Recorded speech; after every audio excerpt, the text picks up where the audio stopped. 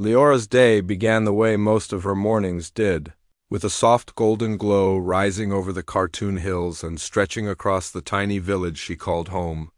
Her wooden window creaked open as she pushed it outward, letting the sweet smell of dew-covered grass drift into her room. The world always felt gentle when she first woke up, as though the colors waited patiently for her to step outside before they brightened.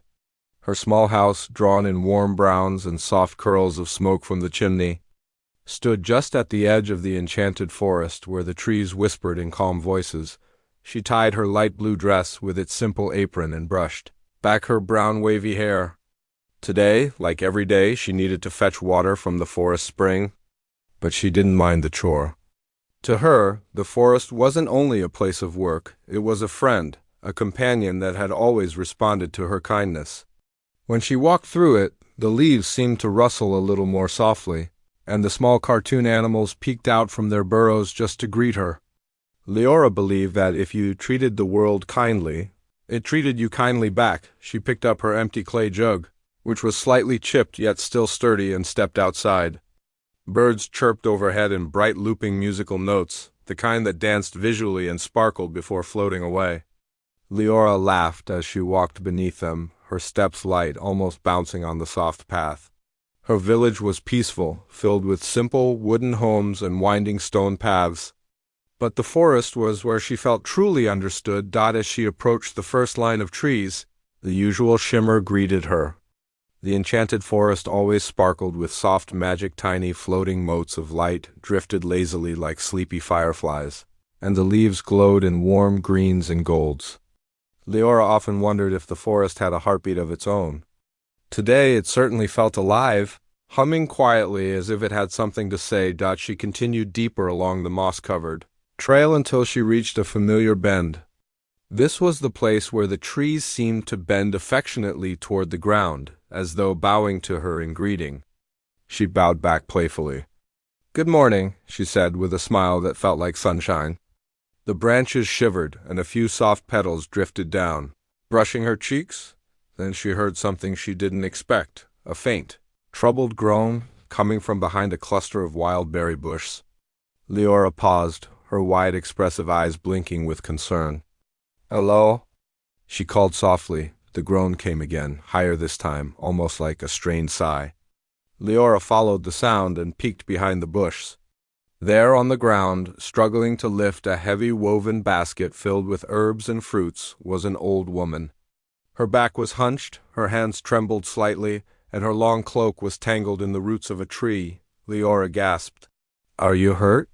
she asked as she hurried forward. The old woman looked up, her face lined with wrinkles but her eyes holding a mysterious twinkle.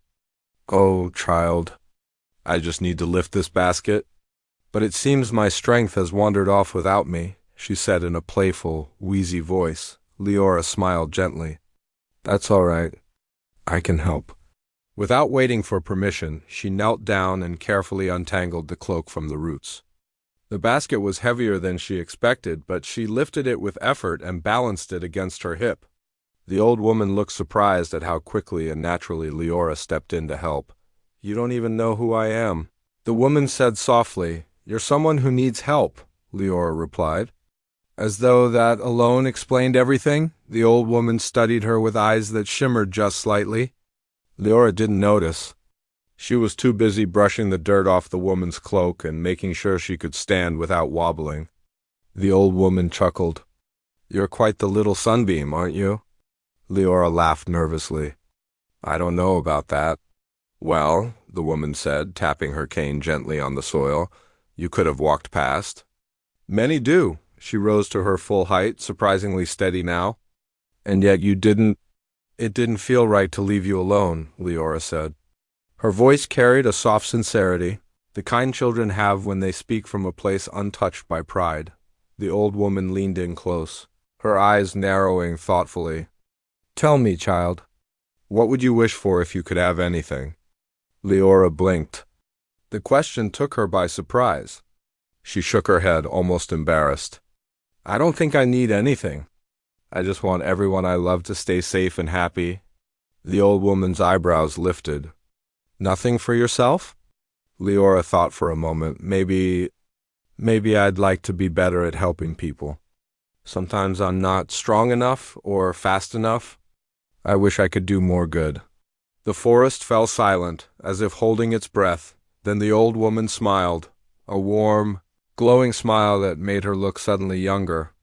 Light began to shimmer around her in gentle swirls, like golden paint strokes coming to life. Leora stepped back in surprise as the woman's cloak dissolved into tiny sparkles. Her shape brightened, lifted, and shifted until standing before Leora was not an old woman at all, but a small glowing fairy with fluttering wings. Her wings flickered with soft pinks and blues, tracing arcs of light in the air. She hovered in front of Leora with delicate grace. "My dear child," the fairy said, "you have given me the kindest gift, kindness without expectation." Leora's mouth fell open slightly. "You're a fairy?" "A guardian of this forest," the fairy said proudly, though her voice remained gentle. "And I have watched many hearts walk these paths. Few shine as brightly as yours." Leora felt her cheeks warm. She didn't know what to say. The fairy floated in a slow circle around her, sprinkling a soft trail of gold dust that drifted down like warm snow. "For your kindness, I offer a blessing. From this day forward, whenever you speak from your heart, your words will fall as diamonds and flowers, symbols of the beauty inside you." Leora blinked in astonishment. "Diamonds? Flowers? But why?" "To remind the world," the fairy said, "that gentle souls carry magic stronger than any spell." Before Leora could reply, a single glowing diamond appeared in front of her, followed by a tiny blue flower. They shimmered softly before falling into her hands. Leora stared at them, mesmerized. The diamond felt cool and smooth. The flower smelled like moonlit rain. "I don't know what to say." Leora whispered. Two tiny diamonds floated out of her mouth and dropped onto her palm. She gasped. "Oh, that wasn't on purpose." The fairy laughed, a playful tinkling sound. "Don't worry. You'll learn to speak gently when you need the magic, and simply when you don't." Leora smiled in wonder. A few delicate petals drifted out with her breath, twirling before they touched the ground. Each one sparkled softly, glowing like tiny lanterns. The fairy flew closer and touched Leora's cheek. "Use your gift with the same kindness that earned it." "I will," Leora promised. More diamonds fell, only 3, this time soft and light like raindrops. The fairy smiled, satisfied. Her wings fluttered brighter. "Until we meet again, little sunbeam." And with that she soared upward, dissolving into a swirl of glittering light that faded into the treetops. Leora stood quietly, holding the gentle glow of her gift in her hands. She didn't feel powerful. She felt grateful that kindness mattered enough to create magic. She lifted her jug and continued toward the spring, her steps lighter than ever. As she walked, butterflies gathered around her, drawn to the sparkles drifting from her words. The forest seemed to shine brighter for her. And though she did not yet know it, her gift would soon test hearts far beyond her own. But for now, in that peaceful cartoon forest, Leora simply smiled, and a tiny trail of diamonds shimmered behind her like a promise. Marwan had always walked through the village like someone expecting applause, even when no one was looking. She loved the shine of ribbons, the glitter of polished shoes, and the feeling that everyone should notice how perfect she appeared. But today, as she stepped along the familiar path toward the enchanted forest, the sunlight didn't sparkle for her the way she hoped. The beams felt ordinary, the birds didn't sing her name, and even her own reflection in the river didn't feel as bright as she wanted. Her boots tapped sharply against the stones, the sound a little louder than necessary because she liked when things around her responded. But the forest didn't. As she approached its emerald entrance, the leaves rustled not in admiration, but as if whispering a warning. Marwan scoffed. "Honestly, you'd think enchanted leaves could at least welcome a guest properly." She stepped onto the moss, and the familiar cartoon shimmer of the forest blinked like a confused candle. Where it had glowed warmly for Leora earlier, it now flickered unevenly. Unsure of how to greet someone whose heart felt tangled in envy, Marwan didn't notice. She was too busy rehearsing what she planned to say. A blessing like Leora's shouldn't only be for... Well, Leora, she muttered. I'm her elder sister. Surely I deserve something even greater. Something dazzling. She tossed her black hair over one shoulder, adjusting the red ribbon she always kept tied neatly. The ribbon gleamed, but the forest around her seemed to dim in contrast, as if politely choosing not to compete. As she continued deeper along the winding path, the glowing insects that usually danced through the air quietly drifted away. They weren't afraid, only unsure how to behave around someone whose thoughts sounded like sharp tapping instead of soft humming.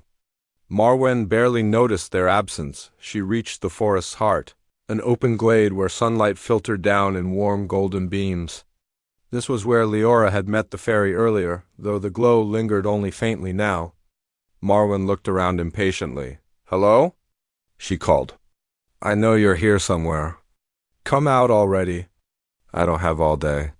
A soft breeze stirred the leaves. "Nothing more." Marwen crossed her arms. "Oh, come on. My sister got a blessing, so obviously I should receive one too." A tiny sparkle appeared in the air, followed by a gentle chiming sound. The forest fairy floated into view, her wings creating ripples of pastel light. She drifted gracefully, the air warming around her.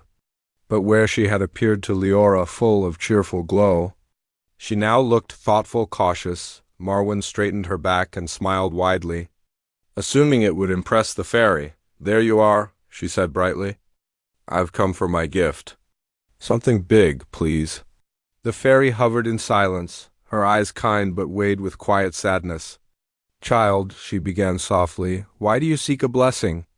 Marwen flipped her hair again. "Because I deserve one. Leora got diamonds and flowers. And, well, I'm her older sister. It only seems fair that I receive something even more magnificent." The fairy floated closer, her tiny face filled with gentle curiosity. "Tell me, Marwen, did you help someone today?" Marwen blinked. "Help? That's not really the point, is it? I came because I want my gift. Isn't that what you're for? To hand out magic to deserving people? And what makes someone deserving?" the fairy asked. Marwen hesitated. "Well, being impressive, beautiful, important." The fairy's wings slowed, their glow dimming slightly. The forest seemed to exhale, heavy and disappointed, though not angry, just sad. "Marwen," the fairy said quietly, "blessings are not born from vanity. They grow from compassion. Your sister received hers because she acted with kindness when she believed no one was watching." Marwen's cheeks flushed an embarrassed pink. "Well, maybe I would have helped too, if I had known it was a test." "There was no test," the fairy replied. "Only a moment. And kindness grows in moments, not rewards."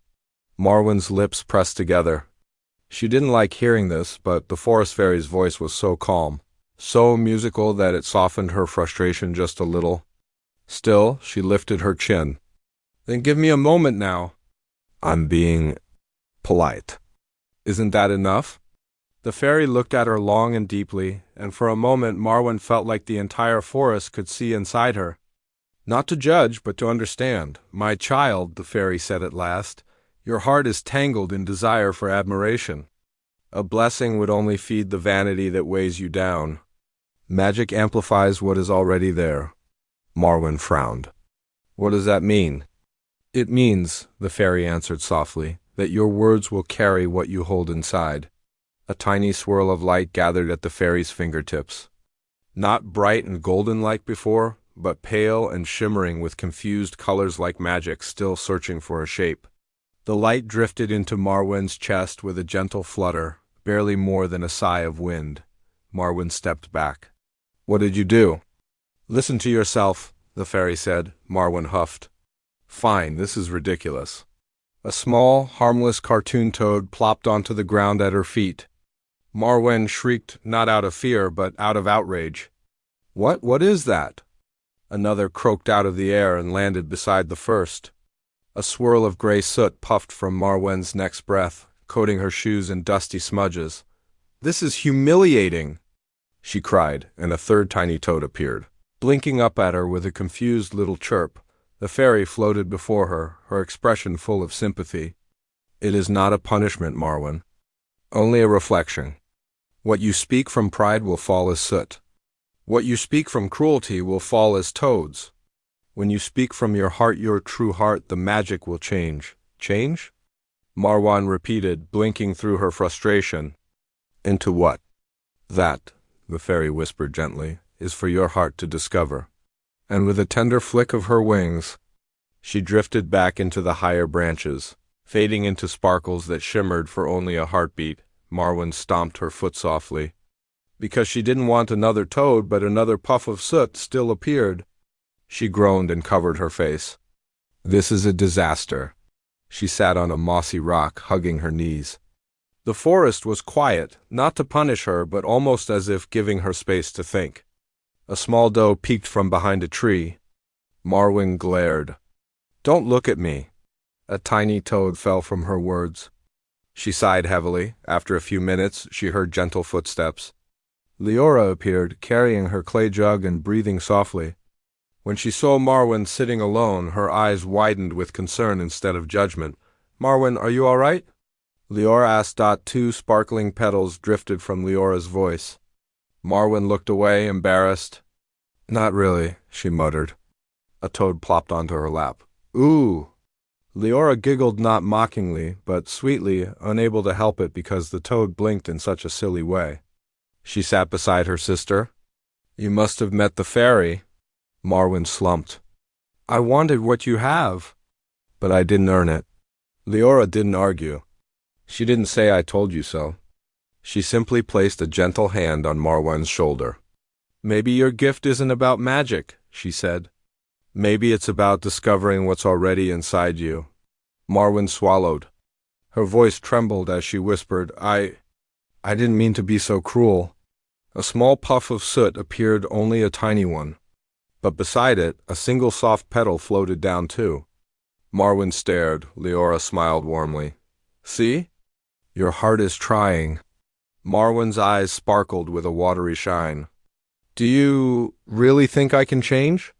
The forest fairy, hidden among the branches, smiled quietly as a delicate swirl of golden dust drifted down, not powerful. Not dramatic, but hopeful. And for the first time that day, when Marwan breathed out, nothing unpleasant came from her lips. Only a faint shimmer, almost like the forest was whispering, yes. Together, the two sisters walked out of the glade side by side. Leora's diamonds sparkled softly beside Marwan's uncertain but growing glow, their lights blending in a gentle dance across the cartoon forest floor. And though Marwan's journey had only begun, the forest knew something precious had started, a small, fragile seed inside her heart, finally ready to grow.